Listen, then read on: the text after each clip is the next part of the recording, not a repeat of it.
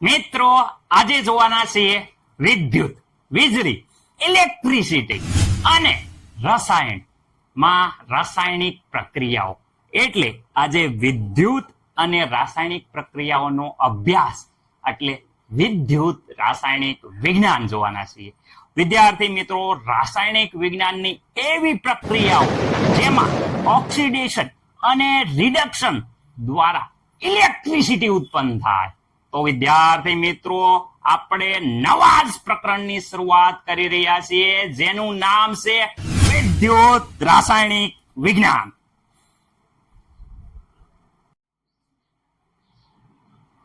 નમસ્કાર વિદ્યાર્થી મિત્રો, ટીઓટીમાં હું તાવ્યા સર તમારું હાર્દિક સ્વાગત કરું છું. આજે આપણે વિદ્યુત રાસાયણિક વિજ્ઞાન વિદ્યાર્થી મિત્રો જોવાના છીએ. બધાના મનમાં એક સવાલ થતો હશે, સર વિદ્યુત રાસાયણિક વિજ્ઞાન એટલે શું? રેડી? તો આ પહેલા પ્રશ્નનો જવાબ હું આપી દઉં છું. રાસાયણિક પ્રક્રિયા દરમિયાન, ખાસ યાદ રાખજો, રાસાયણિક પ્રક્રિયા દરમિયાન રાસાયણિક ઉર્જાનું વિદ્યુત ઉર્જામાં રૂપાંતરણ અને વિદ્યુત ઉર્જાનો ઉપયોગ કરી રાસાયણિક પ્રક્રિયા કરવામાં આવે તેના અભ્યાસને વિદ્યુત રાસાયણિક વિજ્ઞાન કહેવામાં આવે છે. રેડી વિદ્યાર્થી મિત્રો? તો ખાસ ધ્યાન રાખજો કે વિદ્યુત રાસાયણિક વિજ્ઞાન છે એના મુખ્ય બે મુદ્દા છે. એક તો રાસાયણિક પ્રક્રિયા દ્વારા રાસાયણિક ઉર્જાનું વિદ્યુત ઉર્જામાં રૂપાંતરણ કરવામાં આવે, તમે જોઈ શકો છો. અને બીજો મુદ્દો વિદ્યાર્થી મિત્રો, વિદ્યુત ઉર્જાનો ઉપયોગ કરી અને વિદ્યાર્થી મિત્રો રાસાયણિક પ્રક્રિયાઓ કરાવવામાં આવે. રેડી? તમે જોઈ શકો છો વિદ્યાર્થી મિત્રો કે વિદ્યુત ઉર્જાનો ઉપયોગ કરી અને રાસાયણિક પ્રક્રિયા કરવામાં આવે છે. નોર્મલી તમે જોયું હશે, જ્યારે તમે ફોન ચાર્જિંગમાં મૂકો છો ત્યારે આ પ્રક્રિયા થાય છે કે આપણે ફોન ચાર્જિંગમાં મૂકીએ ત્યારે જે આપણે વિદ્યુત ઉર્જા દ્વારા રાસાયણિક પ્રક્રિયા કરીએ છીએ એટલે આપણો ફોન છે એ ચાર્જ થઈ જાય છે. ઓકે વિદ્યાર્થી મિત્રો, રેડી? ઓકે. જ્યારે રાસાયણિક પ્રક્રિયાનું વિદ્યુત ઉર્જામાં રૂપાંતરણ થાય ત્યારે એક રાસાયણિક પ્રક્રિયા છે જે ખાસ આમાં જોવા મળે છે. સર કઈ? રેડોક્સ પ્રક્રિયા. કઈ પ્રક્રિયા? રેડોક્સ પ્રક્રિયા. બધાના નામ સાંભળીને કાન ઊંચા થઈ ગયા છે. રેડી વિદ્યાર્થી મિત્રો? રેડોક્સ પ્રક્રિયા સર કાંઈક તો સાંભળેલું નામ છે. રેડોક્સ પ્રક્રિયા ધોરણ 11 માં આપણે શીખી ગયા છીએ. રેડી? ઓકે. રેડોક્સ પ્રક્રિયા. રેડોક્સ પ્રક્રિયાની વાત કરીએ તો ઓક્સિડેશન અને રિડક્શન બંને પ્રક્રિયા થાય છે. આપણે બે ધાતુના અર્ધકોષની જ્યારે વાત કરીએ, જ્યારે બે ધાતુના અર્ધકોષ એકબીજા સાથે જોડવામાં આવે ત્યારે એક ધાતુમાં શું થાય છે? ઓક્સિડેશન, અને બીજી ધાતુમાં રિડક્શન પ્રક્રિયા થાય છે. જે ધાતુમાં ઓક્સિડેશન પ્રક્રિયા થાય છે તેમાં ઓક્સિડેશન આંકમાં વધારો થાય છે અથવા તો ઇલેક્ટ્રોન મુક્ત કરે છે. જ્યારે બીજી ધાતુ છે જેનું રિડક્શન થાય છે તેમાં ઇલેક્ટ્રોન શું કરે છે? સ્વીકારે છે અથવા ઓક્સિડેશન આંક ઘટાડો થાય છે. એમ નહીં ખબર પડે, તમે સર ઉદાહરણ દ્વારા સમજાવો. તો વિદ્યાર્થી મિત્રો, આપણે ઉદાહરણ દ્વારા ઝિંક અને કોપર ધાતુની વાત કરે તો વિદ્યાર્થી મિત્રો, જ્યારે ઝિંકની પટ્ટીને કોપરના એટલે કે CuSO4 ના દ્રાવણમાં મૂકવામાં આવે છે ત્યારે વિદ્યાર્થી મિત્રો તમે પ્રક્રિયા જોઈ શકો છો કે ઝિંક છે એનું ઓક્સિડેશન થાય છે અને કોપર છે એનું રિડક્શન થાય છે. ઝિંક બે ઇલેક્ટ્રોન મુક્ત કરે છે એટલે ઓક્સિડેશન થાય છે, જ્યારે કોપર છે એ બે ઇલેક્ટ્રોન સ્વીકારે અને રિડક્શન કરે છે. પરંતુ વિદ્યાર્થી મિત્રો, આપણે આથી ઉલટું કરીએ. જ્યારે વિદ્યાર્થી મિત્રો કોપરના સળિયાને ઝિંકના દ્રાવણમાં મૂકવામાં આવે તો તમે મને કહો કે કઈ પ્રક્રિયા થશે? અહીંયા તમે કહેશો કે કોપરનું સર ઓક્સિડેશન થશે કારણ કે કોપરનો સળિયો છે, અને ઝિંક છે એનું રિડક્શન થશે. રેડી વિદ્યાર્થી મિત્રો? આવું થશે નહીં, ખાસ યાદ રાખજો. કારણ શું કામ? ઝિંક છે એનું હંમેશા ઓક્સિડેશન થાય. ઝિંકનું રિડક્શન કોપર સાથે શક્ય નથી કારણ કે ઝિંકની સક્રિયતા વધારે છે કોપર કરતા, એટલે ક્યારે પણ કોપર છે એ ઝિંકનું રિડક્શન કરી શકે નહીં. હંમેશા ઝિંકનું ઓક્સિડેશન થશે અને કોપરનું રિડક્શન થશે. હવે આપણે એક બીજા ઉદાહરણ દ્વારા તમને સમજાવીએ.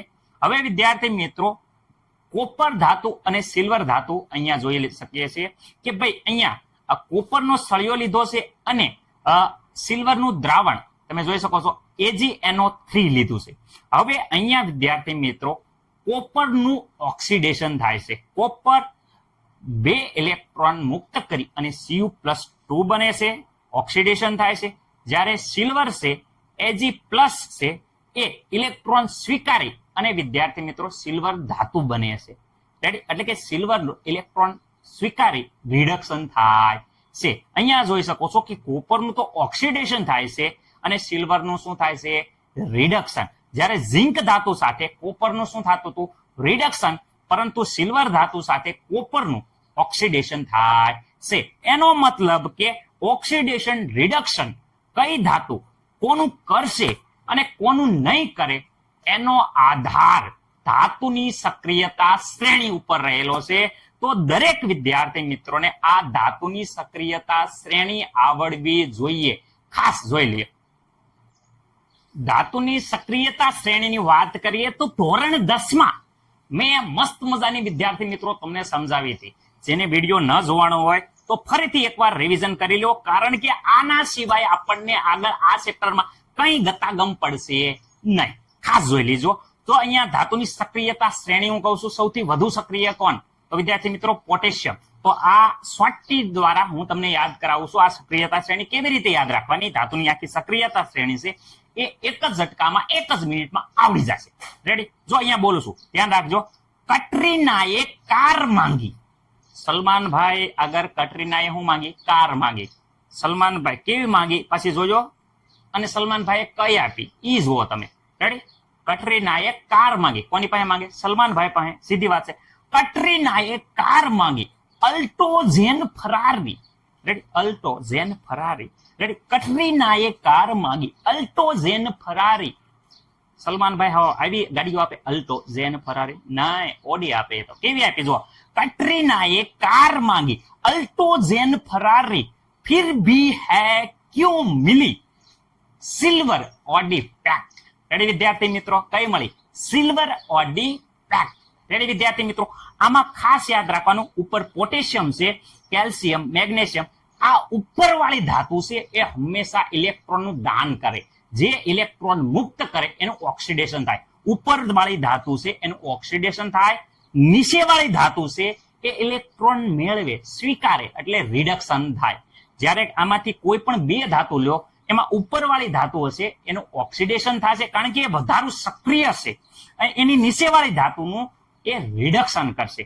ઉપરવાળી ધાતુ ઇલેક્ટ્રોન મુક્ત કરે, પૈસા આપે, એટલે નીચેવાળાને લઈ લેવા પડે.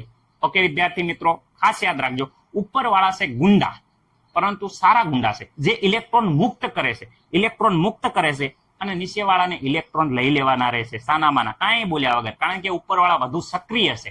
સક્રિય ધાતુનું હંમેશા ઓક્સિડેશન થાય અને નીચેવાળી ધાતુ છે એનું રિડક્શન થાય. હું બે ધાતુ અહીંયા લઈ લઉં અને તમે એમ કહો કે કોનું ઓક્સિડેશન થશે અને કોનું રિડક્શન થશે.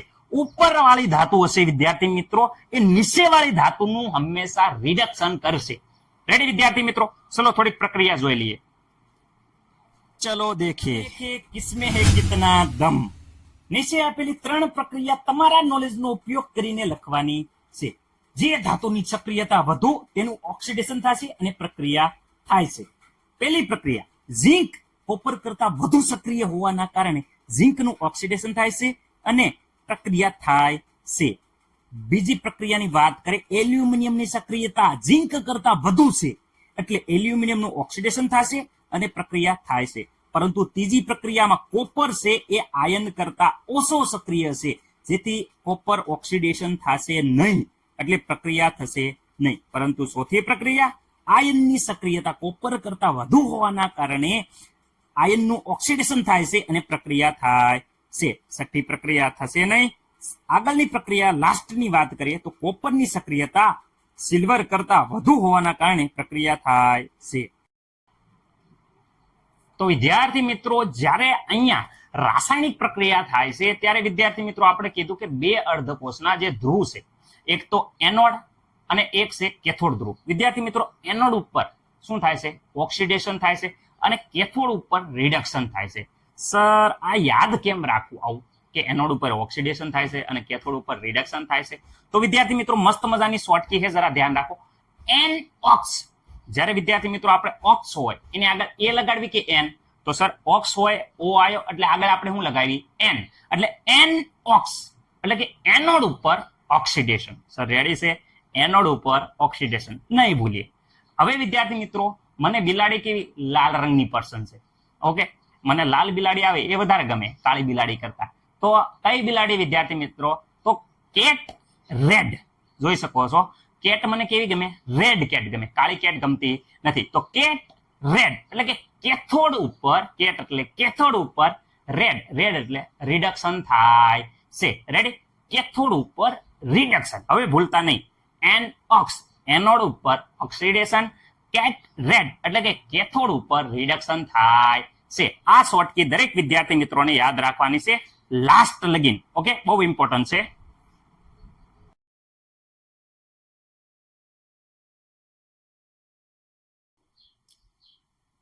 વિદ્યુત રાસાયણિક કોષની સૌ પ્રથમ શરૂઆત જોન ફેડરિક ડેનિયલ નામના વૈજ્ઞાનિકે કરી હોવાથી આ કોષને ડેનિયલ કોષ પણ કહેવામાં આવે છે. કયો વિદ્યાર્થી મિત્રો? ડેનિયલ કોષ વૈજ્ઞાનિકના નામ ઉપરથી કહેવામાં આવે છે. ડેનિયલ કોષ રાસાયણિક ઉર્જાનું વિદ્યુત ઉર્જામાં પરિવર્તન કરતો વોલ્ટાઇક કોષ છે. રેડી વિદ્યાર્થી મિત્રો? એટલે કે આને વોલ્ટાઇક કોષ તરીકે પણ ઓળખવામાં છે. ઓકે, વોલ્ટાઇક કોષ છે, ડેનિયલ કોષ છે. એ સિવાય ગેલ્વેનિક કોષ પણ આ કોષને કહેવામાં આવે છે. વિદ્યાર્થી મિત્રો, આ કોષની પ્રક્રિયા તમે જોશો તો ઝીંકનું ઓક્સિડેશન થાય છે, કોપરનું રિડક્શન થાય છે. આ રેડોક્સ પ્રક્રિયા દ્વારા રાસાયણિક ઉર્જાનું વિદ્યુત ઉર્જામાં રૂપાંતર થાય છે. વિદ્યુત પોટેન્શિયલ, વિદ્યાર્થી મિત્રો, કોષનો વિદ્યુત પોટેન્શિયલ છે એ કોષ Zn પ્લસ આયનની સાંદ્રતા અને Cu પ્લસ આયનની સાંદ્રતા 1 એકમ હોય ત્યારે, 1 એકમ એટલે 1 મોલ પ્રતિ લિટર અથવા 1 મોલ પ્રતિ ડેસીમીટરનો ક્યુબ હોય ત્યારે વિદ્યુત પોટેન્શિયલ, કોષનો વિદ્યુત પોટેન્શિયલ 1.1 વોલ્ટ જેટલો હોય છે. આવા ઉપકરણને ગેલ્વેનિક કોષ અથવા તો વિદ્યાર્થી મિત્રો વોલ્ટાઇક કોષ પણ કહેવામાં આવે છે. તેથી આ કોષના કેટલા નામ થયા? એક તો સૌપ્રથમ ડેનિયલ કોષ વૈજ્ઞાનિકના નામ ઉપરથી, ગેલ્વેનિક કોષ અને વોલ્ટાઇક કોષ પણ આ કોષને ઓળખાય છે. રેડી વિદ્યાર્થી મિત્રો?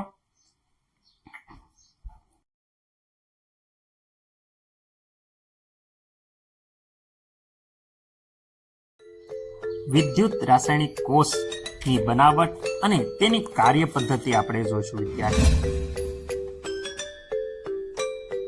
સૌ પ્રથમ 2 બીકર લેવાના રહેશે. બીકર નંબર 1 જે ડાબી તરફ છે તેમાં ZnSO4 એટલે કે ઝિંક સલ્ફેટનું દ્રાવણ. બીકર નંબર 2 જે જમણી તરફ છે એમાં CuSO4 એટલે કે કોપર સલ્ફેટનું દ્રાવણ લેવાનું રહેશે.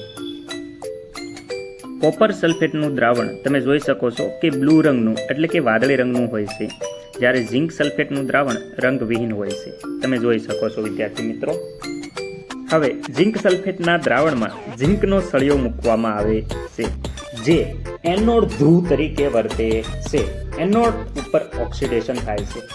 કોપર સલ્ફેટના દ્રાવણમાં કોપરનો સળિયો મૂકવામાં આવે છે જે કેથોડ ધ્રુવ તરીકે વર્તે છે.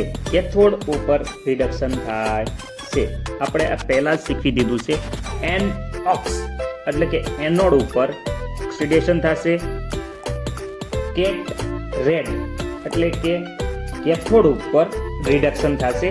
શોર્ટકી દ્વારા આપણે વ્યવસ્થિત રીતે સમજાવી દીધેલું છે કે એનોડ ઉપર ઓક્સિડેશન થાય અને કેથોડ ઉપર રિડક્શન થાય. હવે શું કરવામાં આવે છે?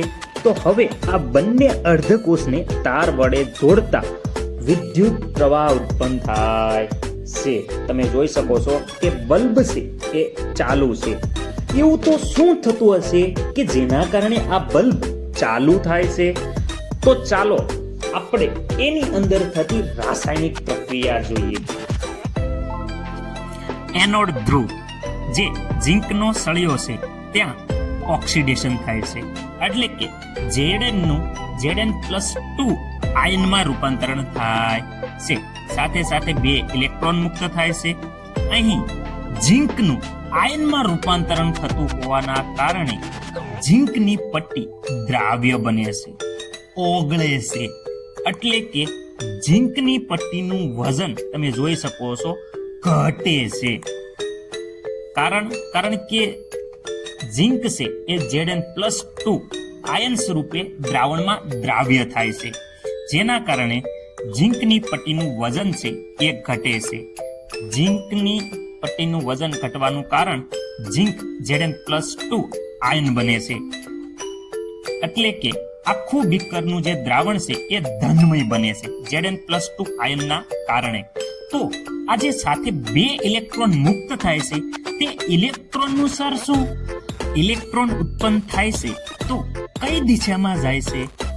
તમારા આ પ્રશ્નનો જવાબ આ રહ્યો.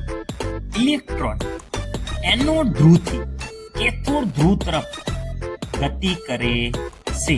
એટલે કે ઇલેક્ટ્રોનના પ્રવાહની દિશા એનોડ ધ્રુવથી ઉત્પન્ન થઈ કેથોડ ધ્રુવ તરફ ગતિ કરે છે.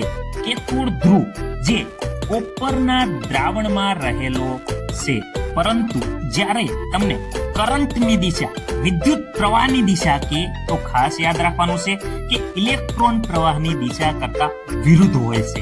એટલે કે કેથોડ થી લઈ એનોડ તરફ હોય છે, જે તમે ભૌતિક વિજ્ઞાનમાં ભણી ગયા છો. તો હવે કેથોડ પર થતી રિડક્શન પ્રક્રિયા જોઈએ. કેથોડ ધ્રુવ જે કોપરના દ્રાવણના સંપર્કમાં રહેલો છે, તેથી ઇલેક્ટ્રોન કોપરના દ્રાવણમાં રહેલા Cu2+ ધન આયન સાથે પ્રક્રિયા કરી અને કોપરમાં રૂપાંતરણ પામે છે. એટલે કે Cu+2 આયન ઇલેક્ટ્રોન સ્વીકારી, 2 ઇલેક્ટ્રોન સ્વીકારી અને કોપરમાં રૂપાંતરણ થાય છે. એટલે કે કોપર છે એ કેથોડ ધ્રુવ પર નિક્ષેપિત થતું જાય છે, જમા થતું જાય છે. તમે જોઈ શકો છો પ્રક્રિયામાં કે કોપરના +2 આયન છે જે 2 ઇલેક્ટ્રોન સ્વીકારી નિક્ષેપિત થાય છે કેથોડ ધ્રુવ ઉપર. એટલે કે કેથોડ ધ્રુવ ઉપર જમા થાય છે. કેથોડ ધ્રુવ ઉપર Cu2+ આયન Cu માં રૂપાંતરણ થાય અને જમા થતા હોવાના કારણે તમે જોઈ શકો છો કે કેથોડ ધ્રુવનું વજન છે એ વધે છે અને દ્રાવણમાં માત્ર ને માત્ર SO4-2 ઋણ આયન વધતું હોવાના કારણે આખું દ્રાવણ એ ઋણમય બને છે. કેમ? કારણ કે કોપર Cu2+ એ કેથોડ પર 2 ઇલેક્ટ્રોન સ્વીકારી અને કોપરમાં રૂપાંતરણ થાય છે, કેથોડ ધ્રુવ પર જમા થાય છે.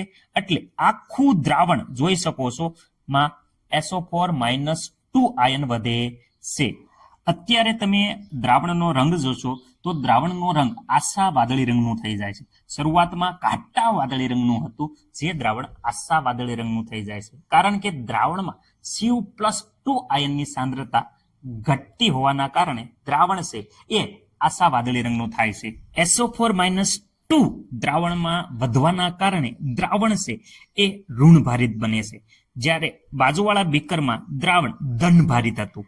તેથી દ્રાવણમાં વિદ્યુત તટસ્થતા જળવાતી નથી, પ્રક્રિયા ઊભી રહી જાય છે.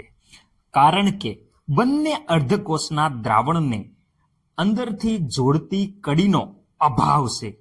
તો હવે પ્રક્રિયા આગળ વધારવા માટે આપણે એક સાધનનો ઉપયોગ કરશું, જેનું નામ છે ક્ષાર સેતુ.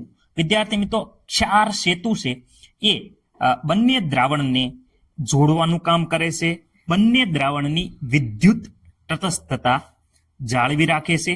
અહીં ક્ષાર સેતુ એ Zn+ આયન સાથે Cl- આયન પ્રક્રિયા કરી અને ધનભારિત દ્રાવણ તટસ્થ કરે છે. એવી જ રીતે K+ આયન HO4-2 આયન સાથે પ્રક્રિયા કરી દ્રાવણને તટસ્થ બનાવે છે. એટલે કે અહીં ધનભારિત અને ઋણભારિત બંને દ્રાવણ તટસ્થ થઈ જાય છે. દ્રાવણ તટસ્થ થઈ જતા પ્રક્રિયા ફરીથી ચાલુ થઈ જાય છે. એટલે કે અહીં રાસાયણિક ઉર્જાનું વિદ્યુત ઉર્જામાં રૂપાંતરણ થવાનું શરૂ થઈ જાય છે. આ પ્રક્રિયા દરમિયાન ઝીંકનું ઓક્સિડેશન થાય છે અને કોપરનું રિડક્શન થાય છે. સંપૂર્ણ પ્રક્રિયા રેડોક્સ પ્રક્રિયા જે તમે નીચે મુજબ જોઈ શકો છો. આવી રીતે કોષની સંપૂર્ણ પ્રક્રિયા પૂર્ણ થાય છે અને કોષના વિદ્યુત પોટેન્શિયલની વાત કરે તો કોષનો વિદ્યુત પોટેન્શિયલ 1.1 વોલ્ટ જેટલો હોય છે. જો આ કોષને બહારથી 1.1 વોલ્ટ કરતા વધુ પોટેન્શિયલ આપવા મળે તો આ કોષનું ચાર્જિંગ થાય છે અને ચાર્જિંગ દરમિયાન આ આખી પ્રક્રિયા ઉલટી થઈ જાય છે.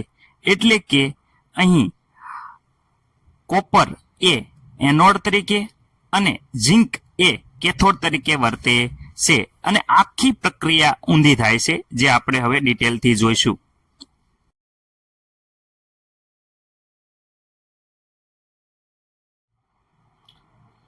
વિદ્યાર્થી મિત્રો, અહીંયા પરિસ્થિતિ નંબર 1, પરિસ્થિતિ નંબર 2 અને પરિસ્થિતિ નંબર 3 ની વાત કરી.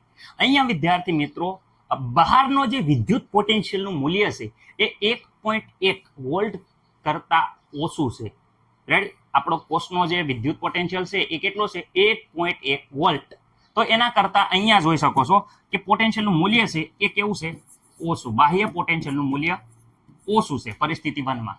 અહીંયા પરિસ્થિતિ 2 માં બાહ્ય પોટેન્શિયલનું મૂલ્ય તેના જેટલું છે. જોઈ શકો છો જેટલું જ છે. અહીંયા વિદ્યાર્થી મિત્રો બાહ્ય વિદ્યુત પોટેન્શિયલનું મૂલ્ય 1.1 વોલ્ટ કરતા વધુ છે. શું છે અહીંયા?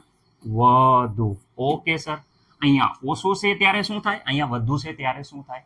વિદ્યાર્થી મિત્રો આના કરતા આ પરિસ્થિતિ ઉલટી થઈ જાય છે. ઓકે, ઓછું હોય ત્યારે શું થાય? તો આપણે જે 15 મિનિટ ભણ્યા ને એ જ થશે. 15 મિનિટ લગીને આખો આપણે વિદ્યાર્થી મિત્રો ગેલ્વેનિક કોષ જોયો, રેડી, વોલ્ટાઇક કોષ જોયો, એના જેવું જ થાય છે. રેડી? અને આમાં એની કરતા ઉલટું થશે. જોઈએ શરૂઆતમાં કે ભાઈ અહીંયા શરૂઆતમાં એનોડ તરીકે ઝિંક હોય છે, કેથોડ તરીકે કોપર હોય છે, પરંતુ આમાં ઉલટું થઈ જાય છે. કેથોડ તરીકે વિદ્યાર્થી મિત્રો ઝિંક આવે છે અને એનોડ તરીકે કોપર આવે છે. એનોડ ઉપર ઓક્સિડેશન થાય છે, કેથોડ ઉપર રિડક્શન થાય છે. આપણે કીધું તો એનઓક્સ અને રેડ કેટ. ઓકે વિદ્યાર્થી મિત્રો, દરેકને ખબર હશે કે કેટ હોય એ રેડ હોય એટલે કેથોડ ઉપર વિદ્યાર્થી મિત્રો રિડક્શન થાય છે. ઓકે, હવે શરૂઆતમાં આપણે વાત કરીએ. અહીંયા જોઈ શકો છો ઇલેક્ટ્રોનનો પ્રવાહ. તો ઇલેક્ટ્રોન છે અહીંયાથી જુઓ, ધ્યાનથી તમે જુઓ. ઇલેક્ટ્રોન ક્યાંથી? ઝિંકથી ઉત્પન્ન થયા. હાથ થયા સર. જો ઇલેક્ટ્રોન ઝિંકથી ઉત્પન્ન થયા અને કોપર તરફ જાય છે. રેડી? પરંતુ વિદ્યુત પ્રવાહ આનાથી ઉલટો હોય. વિદ્યુત પ્રવાહ જુઓ અહીંયા ક્યાંથી થાય છે? કોપરથી વિદ્યાર્થી મિત્રો ઉત્પન્ન થયો અને એની દિશા જુઓ ઝિંક તરફ જાય છે.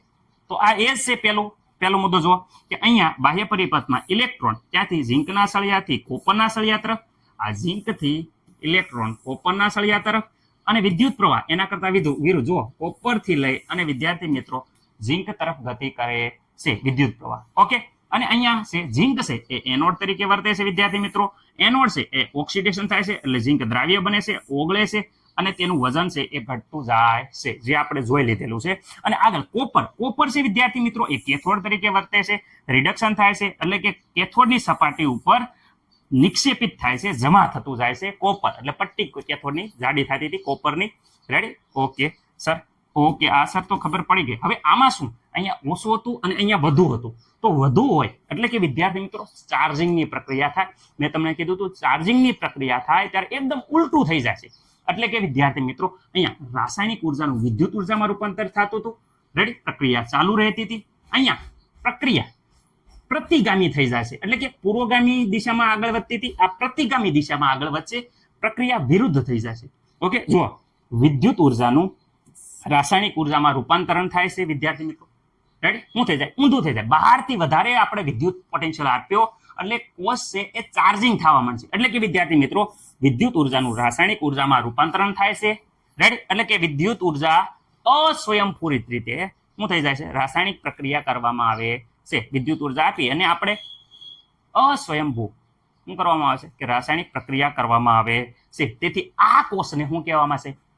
હવે જે ડેનિયલ કોષ હતો અને ડેનિયલ કોષ નહીં કહેવાય, કારણ કે વિદ્યુત ઉર્જામાંથી રાસાયણિક ઉર્જા ઉત્પન્ન કરી છે એટલે આ કોષને કહેવાય છે વિદ્યુત વિભાજ્ય કોષ. યાદ રાખજો, મોસ્ટ ટાઈમથી વિદ્યુત વિભાજ્ય કોષ, કારણ કે એમાં ચાર્જિંગ પ્રક્રિયા થાય છે, એટલે ચાર્જિંગ પ્રક્રિયા થતી હોય ત્યારે એ કોષને કહેવાય છે ડેનિયલ કોષને કેવો કોષ કહેવામાં આવે છે? વિદ્યુત વિભાજ્ય કોષ, યાદ રાખજો. ઓકે, તો તે દરમિયાન શું થાય? તો વિદ્યાર્થી મિત્રો તમને ખબર જ છે, અહીંયા જોઈ શકો છો કેથોડ તરીકે ઝિંક, એનોડ તરીકે કોપર, એનોડ ઉપર ઓક્સિડેશન થાય, કેથોડ ઉપર રિડક્શન થાય.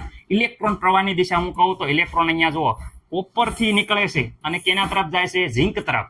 અહીંયા જુઓ ઇલેક્ટ્રોન છે કોપર થી નીકળી અને ઝિંક તરફ, અને વિદ્યુત પ્રવાહ જુઓ ઝિંક થી નીકળી અને ઇલેક્ટ્રોન તરફ, કોપર તરફ, ઝિંક માંથી નીકળ્યો અને કોપર તરફ. તો અહીંયા જો ઝિંક થી નીકળી કોપર તરફ વહે છે. ઓકે, ઝિંક ધાતુ કેથોડ ઉપર હોવાથી રિડક્શન થાય છે, એટલે કે ઝિંક ધાતુ છે એ વિદ્યાર્થી મિત્રો કેથોડ છે, તથા આ ઝિંક ધાતુ છે એ શું બને છે કે ભાઈ જમા થવા માંડે છે. કેથોડ ઉપર શું થવા માંડે? ઝિંક ધાતુ જમા થવા માંડે. કોપર જેનું ઓક્સિડેશન થાય છે, એટલે કે કોપર એ એનોડ ધ્રુવ બને છે અને તેમાંથી કોપરનું ઓગળે છે. શું થાય છે? કોપર ધાતુ ઓગળે છે અને ઓગળીને Cu+2 માં રૂપાંતરણ થાય છે. રેડી? પરંતુ જ્યારે અહીંયા બહારનું પોટેન્શિયલ છે એ 1.1 વોલ્ટ જેટલો જ હોય. આપણા જે વિદ્યુત પોટેન્શિયલ છે વિદ્યાર્થી મિત્રો 1.1 વોલ્ટ, એના જેટલો જ બહારનો વિદ્યુત પોટેન્શિયલ, બંને સમાન રાખવામાં આવે. ત્યારે શું થઈ જાય? કોષ છે એ અટકી ગયેલો કહેવાય, બંધ પડી ગયેલો કહેવાય. આવી પરિસ્થિતિમાં વિદ્યાર્થી મિત્રો ખાસ યાદ રાખજો, ઇલેક્ટ્રોન કે વિદ્યુત પ્રવાહ ઉત્પન્ન થશે નહીં, એટલે કે ઇલેક્ટ્રોન અને વિદ્યુત પ્રવાહ વહેશે નહીં, રાસાયણિક પ્રક્રિયા થશે નહીં. ઓકે વિદ્યાર્થી મિત્રો, તો ઓછો હોય ત્યારે સમજાવી દીધું, એના જેટલો હોય ત્યારે સમજાવી દીધું, અને તેના કરતાં વધુ હોય ત્યારે ચાર્જિંગની પ્રક્રિયા થાય એ પણ મેં સમજાવી દીધું. દરેક વિદ્યાર્થી મિત્રો વ્યવસ્થિત રીતે જોઈ અને સ્ક્રીનશોટ પાડવો હોય તો પાડી લેજો. ખાસ યાદ રાખવાનું છે, આ વસ્તુ ભૂલવાની નથી. તો વિદ્યાર્થી મિત્રો આ પ્રશ્ન પરીક્ષામાં કેવી રીતે પૂછાય છે? મોસ્ટ આઈએમપી પ્રશ્ન વિદ્યાર્થી મિત્રો ખાસ યાદ રાખજો. પહેલા તો એમ પૂછે કે ગેલ્વેનિક કોષ એટલે શું, અને વિદ્યાર્થી મિત્રો ડેનિયલ કોષની અર્ધ પ્રક્રિયાઓ લખો, એટલે કે ઓક્સિડેશન અને રિડક્શનની લખવાની છે, અને સંયુક્ત રેડોક્સ પ્રક્રિયા લખો. આ પ્રશ્ન 2 માર્કમાં વિદ્યાર્થી મિત્રો પૂછાય છે અને મોસ્ટ આઈએમપી છે. તો દરેક વિદ્યાર્થી મિત્રોને આ પ્રશ્ન આવડવો જોઈએ. રેડી? આપણે સમજાવી દીધેલું છે, અહીંયા મેં પ્રશ્ન આખો લખી દીધો છે. તો દરેક વિદ્યાર્થી મિત્રોને હવે આ પ્રશ્નનો જવાબ પરીક્ષામાં પૂછાય એટલે આવડવો જોઈએ. મોસ્ટ આઈએમપી છે, એટલે ખાસ વિદ્યાર્થી મિત્રો આખો પ્રશ્નનો જવાબ જોઈ લો, એકવાર સ્ક્રીનશોટ પાડી લો. આપણે સમજાવેલું છે એટલે દરેકને આવડી જશે આશા સાથે.